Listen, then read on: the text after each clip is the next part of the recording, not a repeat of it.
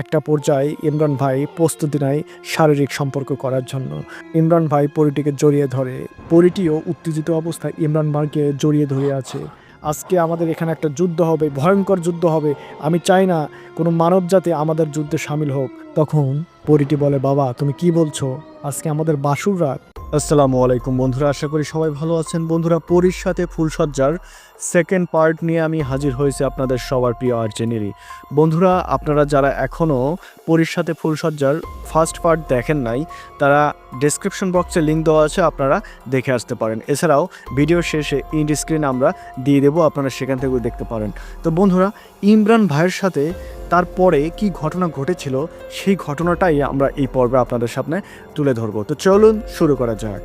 তারপর ইমরান ভাই বলেন, দেখো তুমি একটা পরী, জিন জাতি, আমি তো একটা মানুষ, আমাদের মাঝে কখনোই বিবাহ বন্ধনে আবদ্ধ হওয়া সম্ভব না। এটা আমাদের সমাজ কখনো মেনে নেবে না।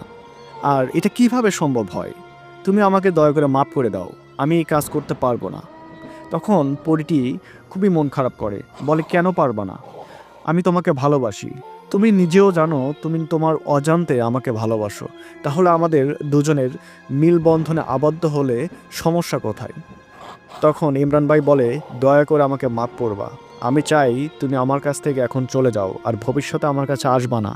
আমি একটা পরহেজগার ব্যক্তি, আল্লাহ তাআলার ইবাদত করি, আমি চাই না কোনো পরনারী আমার সামনে এভাবে কোনো সম্পর্ক ছাড়াই কথা বলো। তখন পরীটি খুবই কষ্ট পায় এবং অঝর নয়নে কাঁদতে থাকে এবং বলতে থাকে, ইমরান, আমি তোমাকে ছেড়ে চলে যাচ্ছি, তবে যদি কখনো তুমি মনে করো যে আমাকে তুমি ভালোবাসো বা আমাকে তোমার দরকার, শুধু একটাবার আমাকে স্মরণ করবা, আমি চলে আসব। ভাবিও না আমার বাবাকে বাঁচিয়েছো বলেই আমি তোমার কাছে কৃতজ্ঞ এবং সেই কৃতজ্ঞতা থেকে আমি তোমাকে ভালোবাসি না। আমি তোমাকে যেদিন আমাদের রাজ্যে প্রথম দেখি, সেদিনই তোমার অ্যাটিটিউড দেখে আমার ভালো লাগে। আমি সবসময় চিন্তা করতাম, এরকম জীবন সঙ্গিনী যদি আমি পাইতাম, সেই স্বপ্নের পুরুষ তুমি, তোমাকে ছাড়া আমি কখনোই একা থাকতে পারবো না। তবে তুমি যেহেতু আমাকে চাচ্ছ না, আমি তোমাকে জোর করব না, জোর করে কখনো ভালোবাসা আদায় করা যায় না। তুমি ভালো থাকো, আমি চললাম। এই বলে পরীটি সেখান থেকে অদৃশ্য হয়ে যায়। ইমরানের মনটা খারাপ হয়ে যায়। ইমরান ভাই চিন্তা করে, এটা কি আমি ঠিক করলাম? পরীটি আমাকে এত ভালোবাসে, তাকে এভাবে কষ্ট দেওয়া কি ঠিক হলো? আর পরীটি তো দেখতে অসম্ভব রকমের সুন্দরী, আমার লাইফে এরকম সুন্দর মেয়ে আমি কখনো দেখি নাই। ভবিষ্যতে আমি যারা বিয়ে করব, এরকম সুন্দর কখনোই আমি পাবো না। তারপরে তিনি চিন্তা করে যে আমি তো একটা ইমানদার ব্যক্তি, আমি তো পরহেজগার ব্যক্তি, আমি তো রেগুলার নামাজ কালাম পড়ি, আমি তো হুজুর ব্যক্তি, তো আমার তো এগুলো চিন্তা করলে চলবে না। আমার তো সমাজ আছে, আমাদের সমাজের সাথে উঠা বসা করতে হবে। এই ঘটনা যদি বাইরের মানুষগুলো জানে, তাহলে তো সবাই ছি ছি করবে। তখন নিজেকে তিনি শক্ত করে ভাবেন, যা হয়েছে হয়েছে, ভালোই হয়েছে। কিন্তু বন্ধুরা, এর পরে যে ঘটনাগুলো ঘটে সেগুলো আরও চমকপ্রদ। পরীটি যদিও ইমরান ভাইকে বলে যে আমি তোমার কাছ থেকে চলে গেলাম, যদি তুমি কখনো আমাকে স্মরণ করো তাহলে আমি তোমার কাছে আসবো, এছাড়া আসবো না। কিন্তু বন্ধুরা, পরী এখানে একটা মাস্টার মাইন্ড গেম খেলে। পরীটি এরপর থেকে ইমরান ভাইকে কনভিন্স করার চেষ্টা করে। পরীটির যেন যে কোনো মূল্যে ইমরান ভাইকে চাই।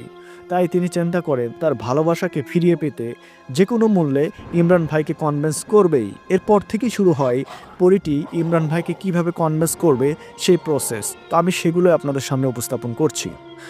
এরপর পরীটি একদিন ইমরান ভাইয়ের রুমে চলে আসে, আনুমানিক 20 দিন পর। তখন ইমরান ভাই পরীটিকে বলে, তুমি না আমাকে বলেছিলে তুমি আর কখনোই আমার কাছে আসবা না, হঠাৎ আবার তুমি কি মনে করে আমার কাছে আসলা? আমি তো অপ্রস্তুত ছিলাম, আসার আগে তো আমাকে একটাবার বলা উচিত ছিল। এভাবে কারোর রুমে কি প্রবেশ করা ঠিক? পরীটি বলে, আমি জানি তুমি এখন প্রস্তুত অবস্থায় আছো, তাই আমি তোমার রুমে প্রবেশ করেছি। আমি কখনোই কাউকে ডিস্টার্ব করতে আসি না। আমি আমার ভালোবাসার মানুষকে কিছু উপহার দিতে এসেছি।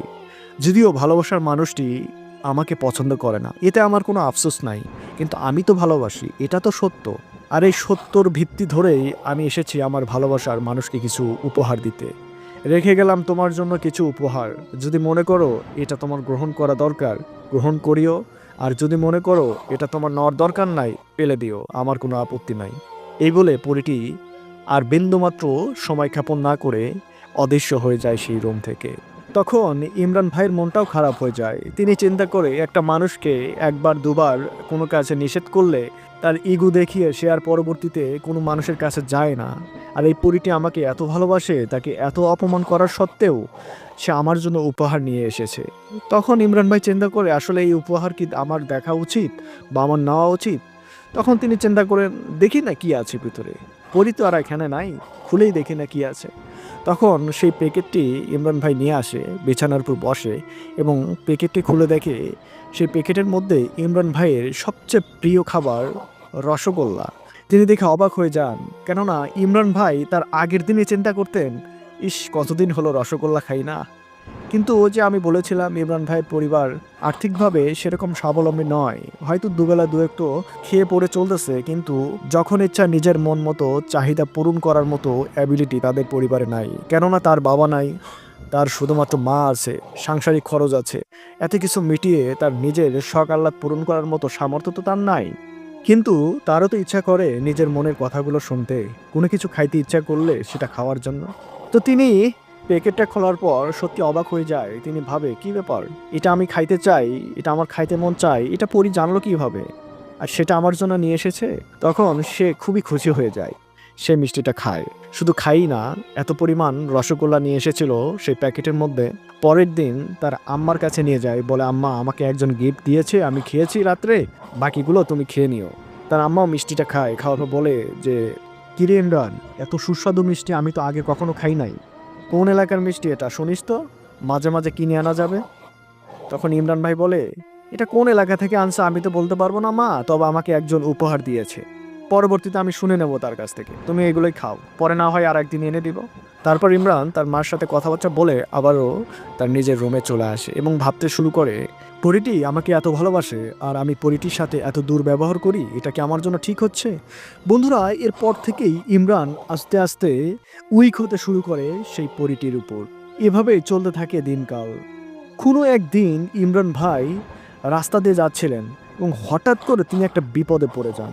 3 থেকে 4 জন ছিনতাইকারী ব্যক্তি তাকে অ্যাটাক করে। কেননা ইমরান ভাই কিন্তু মাঝে মাঝেই রাত 3টার পর অজু করে মসজিদের উদ্দেশ্যে রওনা দিতেন তাহাজ্জুদ নামাজ আদায় করার জন্য।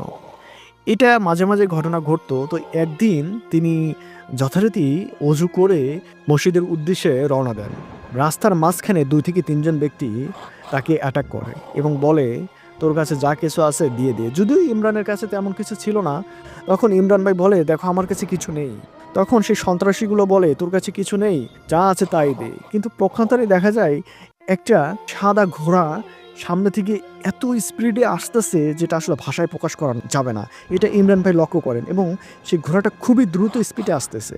আসার পর 3টা সন্ত্রাসীকে আচ্ছা মতো পা দিয়ে খুঁজতে শুরু করে এবং খুবই আঘাত করতে থাকে। ইমরান ভাই এই দিকে অবাক। ইমরান ভাই তখন রাস্তা থেকে সাইডে চলে আসে এবং দেখে সাদা ঘোড়াটি প্রতিটি সন্ত্রাসীকে এমনভাবে উত্তম মাধ্যম দেয়, সন্ত্রাসীগুলো খুবই ভয় পেয়ে যায় এবং সেখান থেকে পলায়ন করার জন্য বাধ্য হয়। একটা পর্যায়ে ঘোড়াটি তার সামনে দাঁড়িয়ে থাকে। তখন ইমরান ভাই চিন্তা করে, ই আবার কোন জিনিস আমার সামনে আসলো, আমি তো এটা চিনতে পারতেছি না। তখন ইমরান ভাই বলে, তুমি যেই হও না কেন, তুমি তোমার আসল রূপে আসো, আমি তোমাকে দেখতে চাই। ইমরান ভাই তো বুঝতে পারে এটা কখনোই স্বাভাবিক ঘোড়া নয়, কারণ ঘোড়াটি দেখতে এত সুন্দর, এত মায়াবী, সাদা, যেটা আসলে ভাষায় প্রকাশ করা যাবে না। আর সাধারণ ঘোড়া থেকে উচ্চতা অনেক লম্বা হবে। তখন ঘোড়াটি সেই পরীর রূপ ধারণ করে, মানে সেই পরীটিই আসলে ঘোড়ার রূপ ধারণ করে তাকে বিপদ থেকে উদ্ধার করেছে। তখন ইমরান ভাই বলে, ও তুমি তুমি কই থেকে আসলা? তখন পরীটি বলে, তুমি আমার ভালোবাসার মানুষ, তুমি একটা বিপদে পড়বা, আমি কি এটা মেনে নিতে পারি? তাই আমি ছুটে এসেছি তোমাকে উদ্ধার করার জন্য। আমি জানি এরকম ঘটনা তোমার সাথে ঘটতেই পারে, তাই আমি সবসময় তোমার উপর নজর রাখি। তুমি বেদবি মাফ করবা তোমার উপর নজর রাখার জন্য, বাট আমি যদি নজর না রাখতাম আজকে তোমার একটা বড় ধরনের ক্ষতি হয়ে যেতে পারতো। সেই দিন ইমরান পরীটিকে বলে, তোমাকে অসংখ্য ধন্যবাদ আমাকে সন্ত্রাসীর হাত থেকে রক্ষা করার জন্য। তুমি কি জানো এই যে রাস্তা, এই রাস্তায় কোনো একদিন তোমার বাবাকে দুষ্ট জিনরা আঘাত করতে আসছিল, আমি তোমার বাবাকে এই রাস্তা থেকে উদ্ধার করেছিলাম। আজ তুমি সেই প্রতিদান দিয়ে দিলে। হয়তোবা মানুষের উপকার করলে এভাবেই কোনো না কোনোভাবে সে তার প্রতিদান পেয়ে যায়, যেটার সাক্ষী আমি নিজেই আজ তার প্রমাণ পেয়ে গেলাম। তোমাকে অসংখ্য ধন্যবাদ আমাকে এ সকল দুষ্ট লোক থেকে রক্ষা করার জন্য।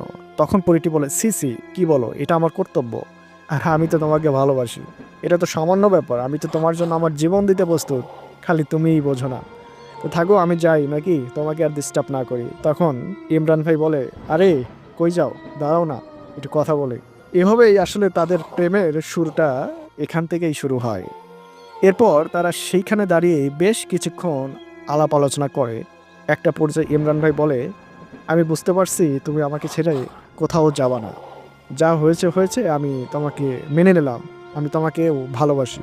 কিন্তু জানো তো, আমরা তো মানুষ জাতি, চাইলেই তো সব কিছু করতে পারি না। এজন্যই তোমাকে এতদিন আমি কষ্ট দিয়েছি। তুমি দয়া করে আমাকে মাফ করে দিও। আর তুমি তো জানো আমি তোমাকে শুরু থেকে পছন্দ করতাম, কিন্তু আমি আসলে কিছু বলতে পারি নাই। পরিটি বলে, আমি জানি তুমি আমাকে শুরু থেকেই পছন্দ করো, আর এর জন্যই আমি তোমাকে ভালোবেসেছি। কিন্তু তোমার মাঝে যে ব্যারিয়ারটা ছিল সেটা আজকে ভেঙে গেছে, এটা ভেবে আমার খুব ভালো লাগতেছে। যাই হোক, তুমি এখন মসজিদে নামাজ পড়তে যাচ্ছ, যাও, আর আমাদের জন্য দোয়া করিও। এই বলে পরিটি তখন মসজিদ পর্যন্ত ইমরান ভাইকে আগে দিয়ে আসে এবং তারপর পরিটি সেখান থেকে চলে যায়। ইমরান ভাই সেখানে তাহাজ্জুদ নামাজ পড়ে, আল্লাহর কাছে শুকরিয়া আদায় করে, বলে, আল্লাহ, তুমি আজকে আমাকে সেভ করেছো পরিটির মাধ্যমে, তোমার কাছে শুকরিয়া। আর দেখিও আমাদের নতুন জীবন যেন ভালোভাবেই চলে। এই বলে তিনি তার ইবাদত বন্দিকে শেষ করে ফজরের নামাজ জামাতের সাথে আদায় করার পর সকালবেলা চলে আসে। বাড়িতে ফিরে রুমের দরজাটা খোলার পর যখন তিনি তার রুমের মধ্যে প্রবেশ করে, দেখে কে যেন শুয়ে আছে। তখন ইমরান ভাই অবাক হয়ে যায় যে, কে তুমি, আমার রুমে কি করছো? আমি তো দরজা বন্ধ করে রাখছি, তুমি ঢুকলে কেমনে? তখন পরিটি তার দিকে তাকায়, তখন দেখে সেই পরিটি বিছানায় শুয়ে আছে। ইমরান ভাই বলে, আরে তুমি এখানে রুমের মধ্যে কেমনে আসলা, তুমি না চলে গেলা? তখন পরিটি বলে, আমি কি তোমায় ছেড়ে চলে গেছি নাকি? আমি তো বলছি যে তুমি যাও মসজিদে নামাজ পড়ে আসো। হ্যাঁ, আমি তো তোমার জন্য অপেক্ষা করছি, তোমার জন্য। আসো, কতদিন পর তোমার সাথে দেখা হলো, কিছু গল্প করি, আর তোমার জন্য একটা বিশেষ উপহার নিয়ে এসেছি।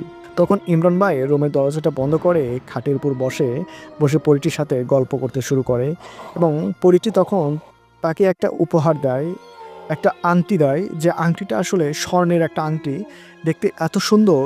তখন পরিটি বলে, এই আংটিটা হলো আমাদের সম্পর্কের শুভ সূচনা, এই আংটিটা তুমি কখনোই হারাবা না, আজকের দিন থেকে শুরু হোক আমাদের নতুন জীবন। এই বলে সেই আংটিটি ইমরান ভাইয়ের ফিঙ্গারে পরিয়ে দেয়। ইমরান ভাই খুবই খুশি হয়, বলে, এই আংটিটি আমি সারা জীবন আমার সাথে রাখবো, কখনোই এটা হারাতে দিব না। এরপর পরিটি ইমরান ভাইকে জড়িয়ে ধরে, ইমরান ভাইও পরিটিকে জড়িয়ে ধরে। এজন্য একটা স্বপ্নের মতো পরিবেশ। ইমরান ভাই ভাবে, আমি কি স্বপ্ন দেখছি? পরিটি বলে, না, এটা স্বপ্ন নয়, এইটাই আসল, এটাই বাস্তব। তারপর পরিটি বলে, তুমি আজ থাকো, আমাকে আজ ফিরতে হবে। আমি তো বাবাকে বলে আসিনি, অনেকক্ষণ হলো বাইরে বেরোইছি, বাবা আবার দুশ্চিন্তা করবে। এই বলে ইমরান ভাইকে রেখেই পরিটি সেখান থেকে চলে যায়। এভাবে তাদের মধ্যে চলতে থাকে একটা গভীর সম্পর্ক। এই সম্পর্ক আরও গভীর থেকে গভীরতরে চলে যায়। একটা পর্যায়ে ইমরান অনুভব করতে পারে সেই পরিটি ছাড়া ইমরানের কোনো কিছু ভালো লাগে না। ইমরান কোনো কাজে মনোযোগ দিতে পারে না, ইমরান কারোর সাথে কথা বলে না, ইমরান ভাই কারোর সাথে মিশতে চায় না। শুধুমাত্র সেই পরিটির সাথে কথা বলতেই ইমরান ভাইয়ের প্রচণ্ড ভালো লাগে। পরিটিও প্রত্যেক রাত্রে ইমরান ভাইয়ের রুমে আসতো এবং আসার সময় কোনো না কোনো উপহার ইমরান ভাইয়ের জন্য নিয়ে আসতো। আর এই উপহার কি আনবে সেটা কিন্তু ইমরান ভাই বলে দিত না, কিন্তু প্রতিটা উপহার দেওয়ার পর ইমরান ভাইয়ের মনে হতো, আরে এটা তো আমি দুদিন আগেই চেয়েছিলাম, এটা তো দুদিন আগেই আমার খেতে ইচ্ছা করতেছিল, এটা তো দুদিন আগেই মনে হয়েছিল আমি যদি এটা কিনতে পারতাম। পরিটি কেন যেন ইমরান ভাইয়ের মনের সব খবরই জানতেন এবং সেইভাবেই পরিটি ইমরান ভাইকে উপহার দিতে থাকেন। এভাবেই ইমরান ভাই আরও পরিটির উপর দুর্বল হয়ে যায়। ইমরান ভাই একদিন পরিটিকে বলে, জানো আমি তোমাকে ছাড়া বাঁচতে পারবো না, কখনোই আমি তোমাকে ছাড়া বাঁচতে পারবো না। কাউকে এতটা ভালোবাসা যায় এটা আমি আগে জানতাম না, জানো, আমি যদি জানতাম তাহলে আমি তোমাকে কখনোই রিজেক্ট করতাম না। আমি আজ বুঝতে পারছি ভালোবাসা কী জিনিস। তুমি জিন, আমি মানুষ, কিন্তু ভালোবাসা তো সত্য। আমি তোমাকে কখনো হারাতে চাই না, তুমি বলো আমাকে ছেড়ে কখনো তুমি চলে যাবা না? পরিটি বলে, আরে পাগল, আমি কি তোমার জীবনে হারিয়ে যাওয়ার জন্য এসেছি?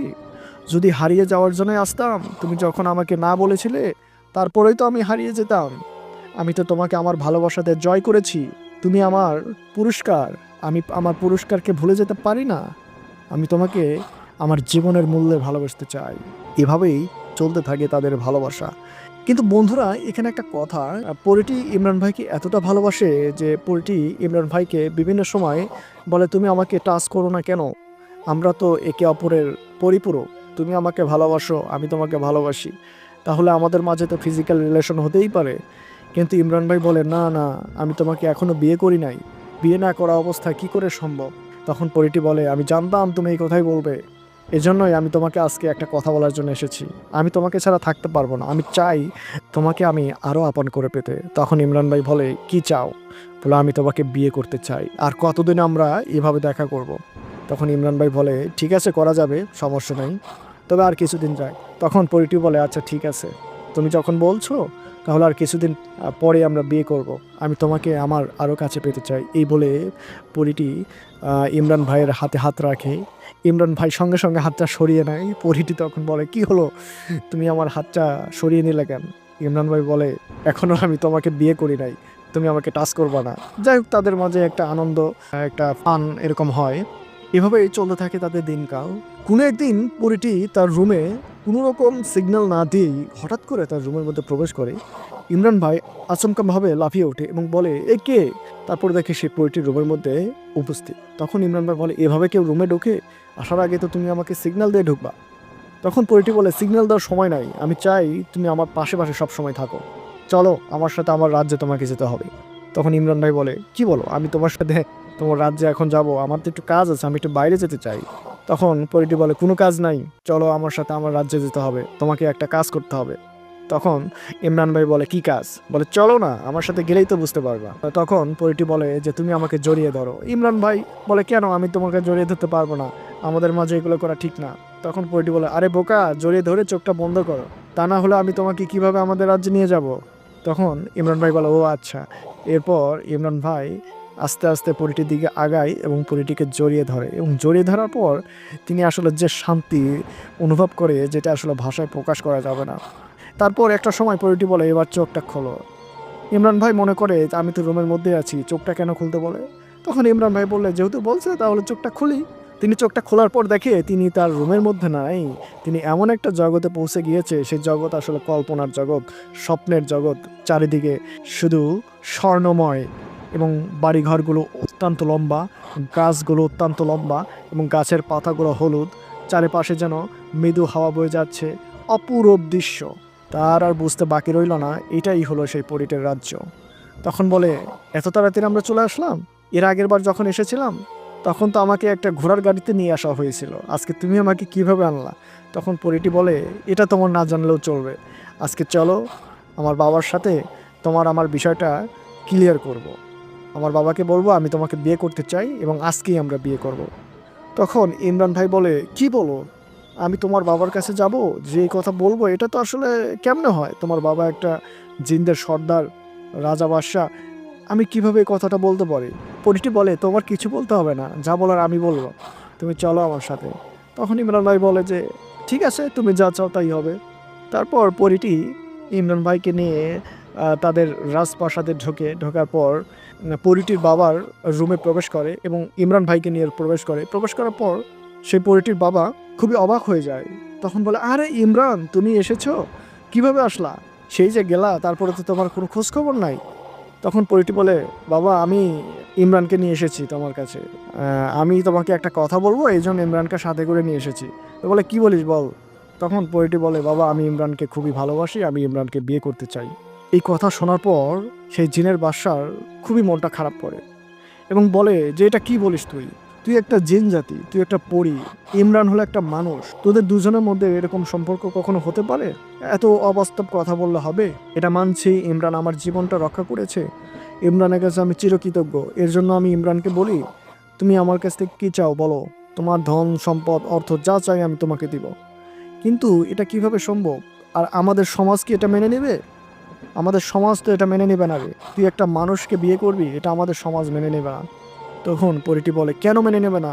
আমরা যে আল্লাহর সৃষ্টি, ইমরানও সেই আল্লাহর সৃষ্টি, আমরা যে আল্লাহর ইবাদত করি, ইমরানও সেই আল্লাহর ইবাদত করে, তাহলে কেন আমাদের মাঝে এরকম সম্পর্ক হইতে পারে না? আজ তুমি বেঁচে আছো শুধুমাত্র ইমরানের কারণে, মহান আল্লাহ তাআলার ইচ্ছায় ইমরানের মাধ্যমে তোমাকে যদি সেই দিন ইমরান না বাঁচাইতো, আজ তুমি বাঁচতে পারতা না। তাহলে কিসের এত আমাদের বাহাদুরি, কিসের এত আমাদের নিষেধাজ্ঞা? আমরা কেন আমাদের মতো সিদ্ধান্ত নিতে পারি না? তখন পরীটির বাবা বলে, মা, তুই ঠিকই বলেছিস, তোর জীবন তুই কিভাবে সাজাবি সেটা তোরই ব্যাপার, তুই যেহেতু ইমরানকে ভালোবাসিস, ঠিক আছে, আমি তোদের বিয়ের আয়োজন করতেছি। তারপর থেকে পরীটি খুবই খুশি। পরীটি তার রাজ্যের বিভিন্ন জায়গায় ইমরানকে নিয়ে যায় ইতিমধ্যে ইমরানকে নিয়ে একটা সুন্দর একটা জায়গায় প্রবেশ করে। সে জায়গাটা ইমরানের কাছে কাল্পনিক মনে হয়। সেই পরীটি বলে, এই জায়গাটা দেখতে পাচ্ছ তুমি? এখানে আমি ছাড়া আর কেউ প্রবেশ করে না। আমার বাবা এই জায়গাটা শুধুমাত্র আমার জন্য বানিয়েছে। যখন আমার মন খারাপ থাকে তখন এই জায়গাটা আমি আসি। ইমরান ভাই দেখে সেই জায়গাটা অত্যন্ত চমৎকার একটা জায়গা এবং এমন কিছু নাই যে সেই জায়গার মধ্যে নাই। খুবই চমকপ্রদ একটা স্থান। ইমরান ভাই বলে যে আমাকে এই জায়গায় নিয়ে আসার উদ্দেশ্যটা কী? পরীটি বলে, এই এত সুন্দর জায়গা আমি যখন আসি তখন ভাবি কখন আমার জীবন সঙ্গীকে এই জায়গাটা নিয়ে আসব। তখন এই জায়গাটা পরিপূর্ণ হবে। আজকে সেই দিন, এই কারণে তোমাকে আমি নিয়ে এসেছি। এই বলে পরীটি ইমরান ভাইকে জড়িয়ে ধরে এবং অনেকক্ষণ জড়িয়ে ধরে তারা কথা বলতে থাকে। তারপর তারা আবারও তাদের রাজপ্রাসাদে ফিরে যায়। যাওয়ার পর দেখে তাদের বাবা তাদের জন্য বিয়ের আয়োজন করতেছে। বিয়ের আয়োজনটা এমন যে আসলে আমাদের পৃথিবীতে মানুষ জাতিদের মধ্যে যে বিয়ের আয়োজনটা করা হয় এর চেয়ে হাজার গুণের আলোকসজ্জা থেকে শুরু করে বরণডালা থেকে শুরু করে এমন কিছু নাই সেখানে করা হয় না। এবং তাদের মধ্যে যে রাজ্য ছিল, তাদের যে রাজ্য ছিল সেই রাজ্যের বাকি যে জিনগুলো ছিল সবাইকে ইনভাইট করা হয় যে আমার মেয়ের বিয়ে আগামীকাল, তোমরা সবাই উপস্থিত থাকবা। এই বলে সবাইকে জানিয়ে দেওয়া হয়। প্রতিটা জিন যেন আনন্দের উৎসব বয়ে যাচ্ছে। তাদের রাজার একমাত্র কন্যার বিয়ে বলে কথা, তাদের মাঝে তো আনন্দ উৎসব এগুলো তো থাকবেই। এরপর পরের দিন যথারীতি ইমরান ভাই ঘুম থেকে ওঠার পর তার মার কথা মনে পড়ে যায় যে আজকে আমার বিয়ে, আমার মা তো নাই। তখন তিনি পরীকে বলে যে তুমি আমাকে বিয়ে করতে চাচ্ছ আজকে? আমার আপনজন বলতে তো একমাত্র মাই ছিল, মা তো এখানে নাই। আমি এটা কিভাবে কি করব? আর পরবর্তীতে আমাদের বিয়ের পর আমি মাকে কিভাবে বলবো? তখন পরীটি বলে, তোমার মা তো আমার মা, পরবর্তীতে আমরা একটা ব্যবস্থা করে নেব। এভাবে আশ্বস্ত করে ইমরান ভাইকে আশ্বস্ত করার পর ইমরান ভাইও রাজি হয়ে যায় যে ঠিক আছে আমরা বিয়েটা করি, পরবর্তীতে মাকে কোনোভাবেই কনভিন্স করা যাবে, কোনো সমস্যা নেই। তো সেই দিন সেই আনন্দঘন মুহূর্ত তাদের ধর্মীয় রীতি অনুযায়ী, যেহেতু পরীটি ছিল একটা মুসলিম পরী আর ইমরান ভাইও মুসলিম, মুসলিম পরিবারে যেভাবে বিবাহ বন্ধনে আবদ্ধ হয় তারা একটা পর্যায়ে সেভাবেই বিবাহ বন্ধনে আবদ্ধ হয়।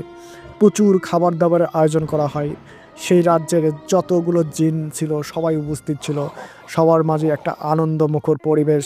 সবাই এত খুশিভাবে সেই দিনটা উদযাপন করে যেটা ভাষায় প্রকাশ করা যাবে না।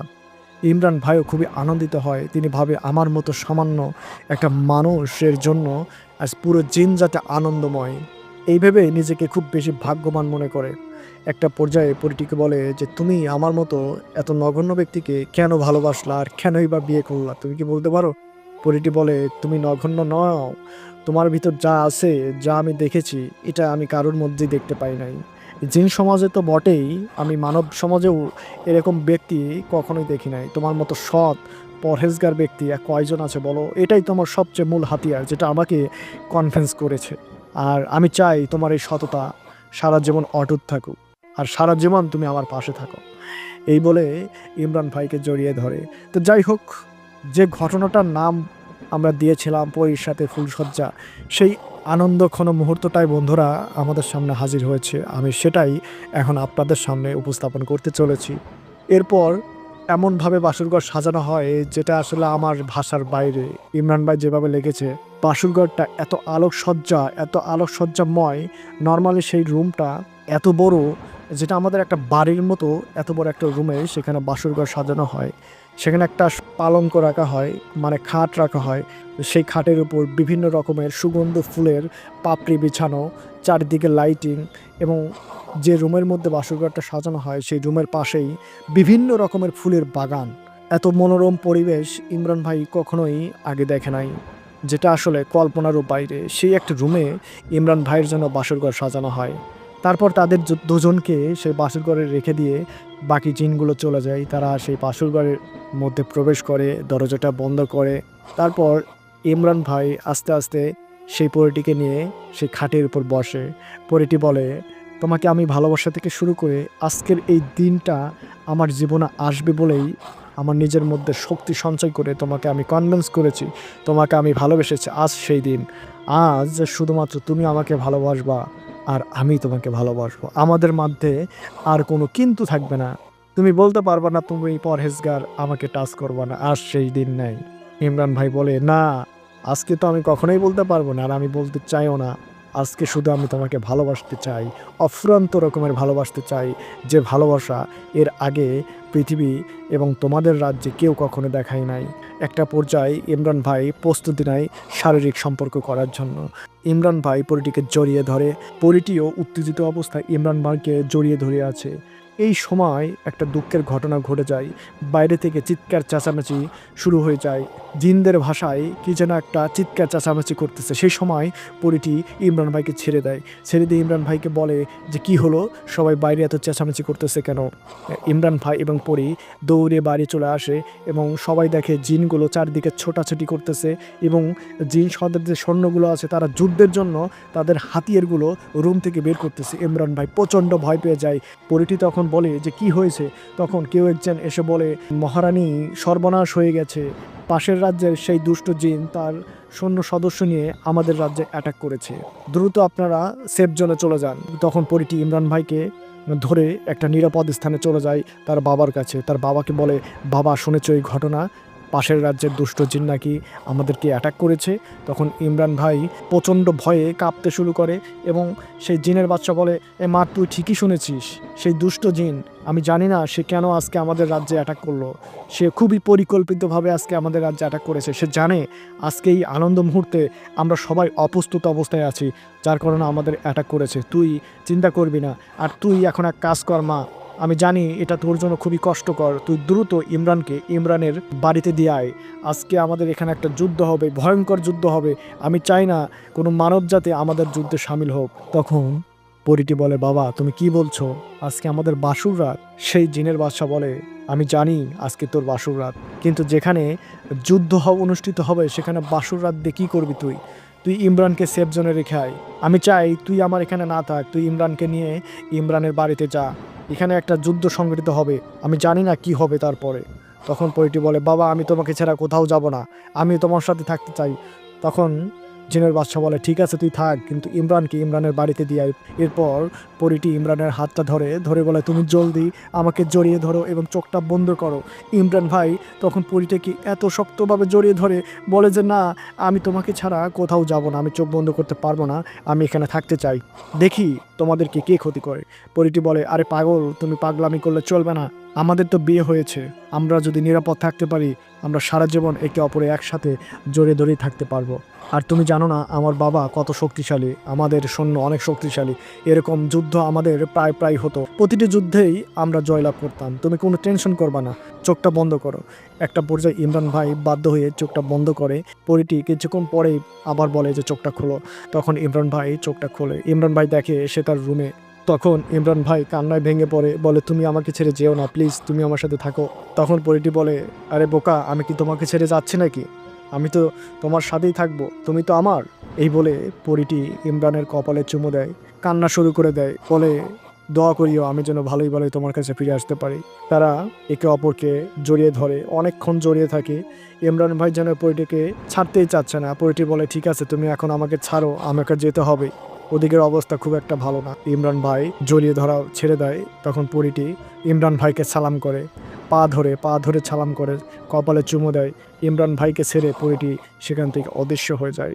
বন্ধুরা, ইমরান ভাই প্রচণ্ড কান্নায় ভেঙে পড়ে। সেই সময় বলে, হায় রে, এতদিন পর আমার বিয়ে হলো, পরিটিকে আমি বিয়ে করলাম এত কিছুর পর, আর আমাদের বাসর রাত সেটাও হলো না।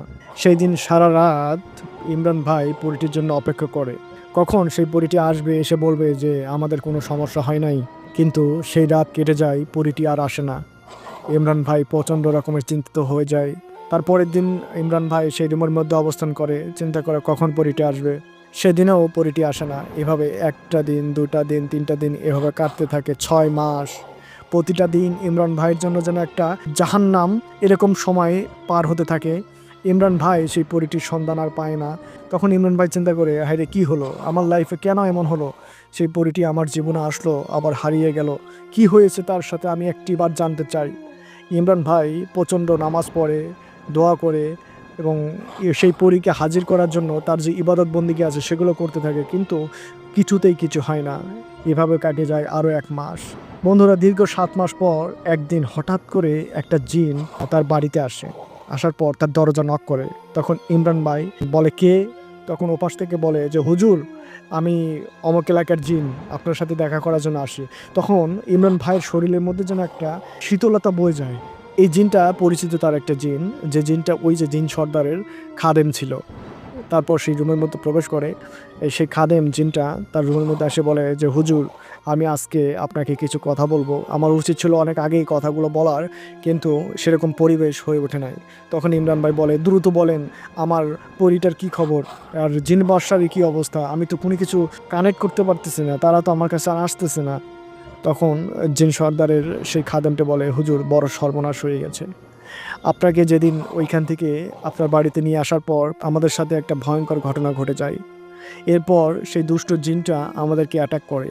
যেহেতু বিবাহর দিন আমরা সবাই উপস্থিত ছিলাম, আমাদের সৈন্য সদস্য একটা আনন্দঘন মুহূর্তে ছিল। এই সুযোগেই পাশের রাজ্যের দুষ্ট জিনগুলো আমাদের উপর অ্যাটাক করে এবং আমাদের সৈন্যর দুর্বলতার সুযোগ নিয়ে একের পর এক হত্যা করতে শুরু করে। একটা পর্যায়ে আমাদের সব সেনা সদস্যকে হত্যা করার পর, যাকে আমরা এত মনে প্রাণে ভালোবাসি, সেই জিন সর্দারকে হত্যা করে ফেলে। হত্যা করার পর আমাদের রাজ্যটি দখল করে ফেলে। দখল করার পর জিন সর্দারের মেয়ে সেখানে উপস্থিত হয়।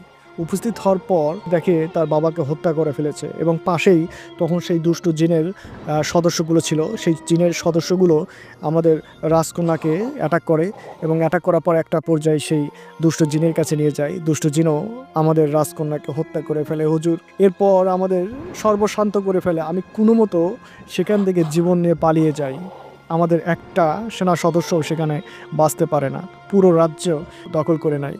এই কথা শোনার পর ইমরান ভাই কান্নায় ভেঙে পড়ে এবং তিনি কি বলবে ভাষায় প্রকাশ করতে পারতেছিলেন না। তখন তিনি সেই জিনের খাদেমকে জড়িয়ে ধরে বলে যে, ভাই, আমার সাথে কেন এমন হলো? আমার প্রিয়তমা স্ত্রী, সে আমাকে ছেড়ে চলে গেল। এই যে দেখেন আমার হাতে আংটি, আজও আমার হাতে আছে। সে আমাকে বলেছিল এটা কখনো হারাবা না, আমি কখনো হারানোর চিন্তাও করি না, অথচ তিনি আমাকে ছেড়ে এভাবে চলে গেল। কেন আমাকে ছেড়ে চলে গেল বলতে পারেন? তখন খাদেম বলে, হুজুর, আপনি দয়া করে মেনে নেন, এটাই ছিল হয়তো আপনার নিয়তি। এই বলে খাদেম তখন রুম থেকে চলে যায়। ইমরান ভাই প্রচণ্ড কান্নায় ভেঙে পড়ে, চিন্তা করে এটা আমার সাথে কি হয়ে গেল, এরকম তো হওয়ার কথা ছিল না। ইমরান ভাই প্রচণ্ড পরিমাণ রেগে যায় সেই বদ জিনের উপর। ইমরান ভাই প্রচণ্ড পরিমাণ রেগে যায়। ইমরান ভাই সিদ্ধান্ত নেয়, এই জিনকে আমি শায়েস্তা করেই ছাড়বো। এই জিনের এত বড় স্পর্ধা আমার জীবনটা উল্টাপাল্টা করে দিল। তখন ইমরান ভাই সিদ্ধান্ত নেয়, এই জিনকে আমি হত্যা করব, এর প্রতিশোধ আমি নেবই। বন্ধুরা, ইমরান ভাই ওই যে বলছিলাম তিনি মাদ্রাসায় পড়াশোনা করতেন, সেই সুবাদে ওনার বড় বড় আলেমদার ব্যক্তিদের সাথে উঠা বসা। ওনার এক শিক্ষক ছিলেন যিনি সাধারণত এই সকল জিনপুরীর যে সমস্যাগুলো হইতো মানুষের সাথে, তিনি সেগুলো সমাধান করতেন। অনেক জিনপুরীকে বোতলবন্দি করতেন, দুষ্ট যে সকল জিনপুরী আছে তাদেরকে হত্যা করতেন মানুষের ভালোর জন্য। তিনি তার যে শিক্ষক ওনার কাছে চলে যায়, যাওয়ার পর বলে, হুজুর, অনেকদিন পর আপনার কাছে আমি আসলাম, আমার সাথে একটা ভয়াবহ ঘটনা ঘটেছে, আমি সেটা এখন বলতে চাই না, তবে একটা দুষ্ট জিন আমার জীবনটাকে নষ্ট করে দিয়েছে। আমি চাই এই দুষ্ট জিনকে সাহায্য করার জন্য আপনার কাছে আমি কিছু সাহায্যের জন্য এসেছি। যথেষ্ট পরিমাণ আমার ইলম আছে, কিন্তু আমার এই সেক্টরে কোনো অভিজ্ঞতা নাই। আমি সেই দুষ্ট জিনকে বন্দি করতে চাই এবং তাকে সাহায্য করতে চাই। তখন ওনার যে শিক্ষক ছিলেন উনি বলেন যে, ইমরান, তুমি এই সেক্টরে আসিও না। এই সেক্টরে এমন একটা সেক্টর, এখানে হয় তুমি সফল হবা, না হলে তোমার মৃত্যু সুনিশ্চিত।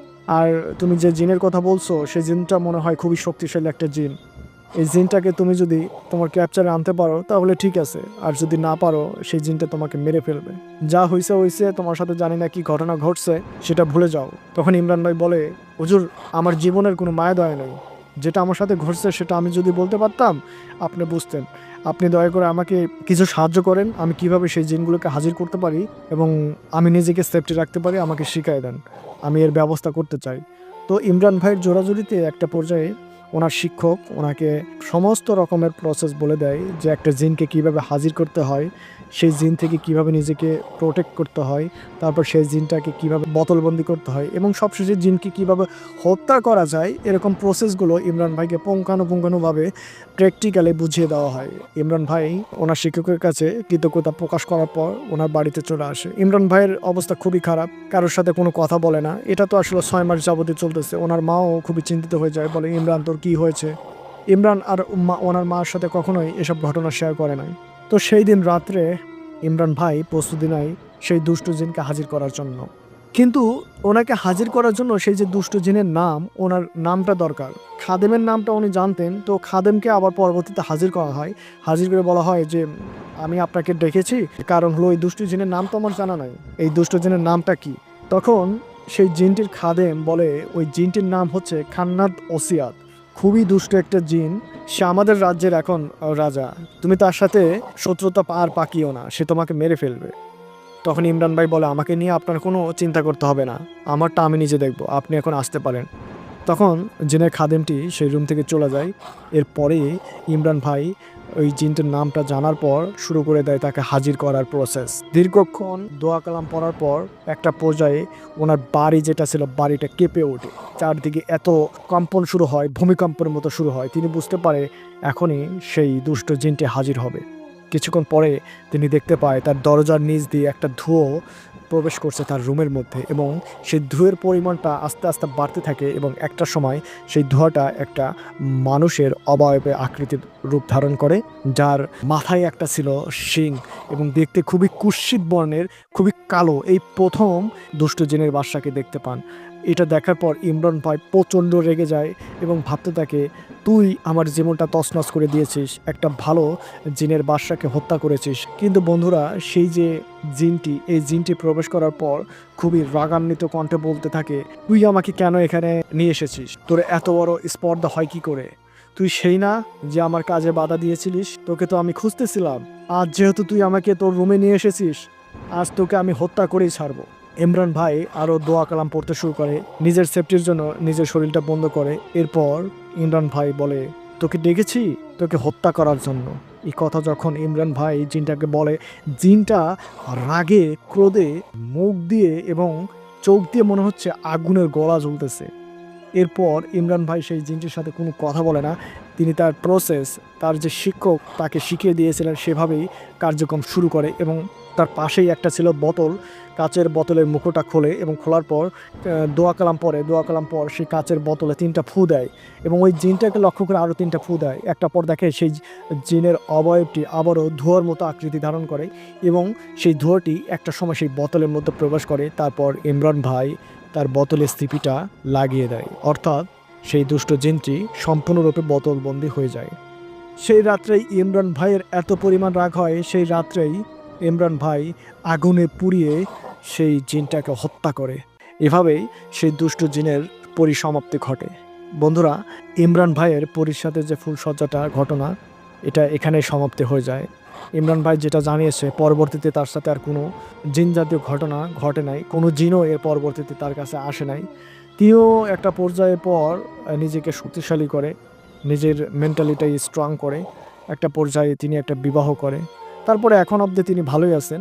এই ছিল বন্ধুরা ঘটনাটা যদি ভালো লেগে থাকে তাহলে আপনারা অবশ্যই আমাদের ইউটিউব চ্যানেলটাকে সাবস্ক্রাইব করে দেবেন। পরবর্তীতে আমরা আরও সুন্দর সুন্দর এরকম ঘটনা নিয়ে আপনাদের সামনে হাজির হব। তো সে পর্যন্ত ভালো থাকুন, ধন্যবাদ।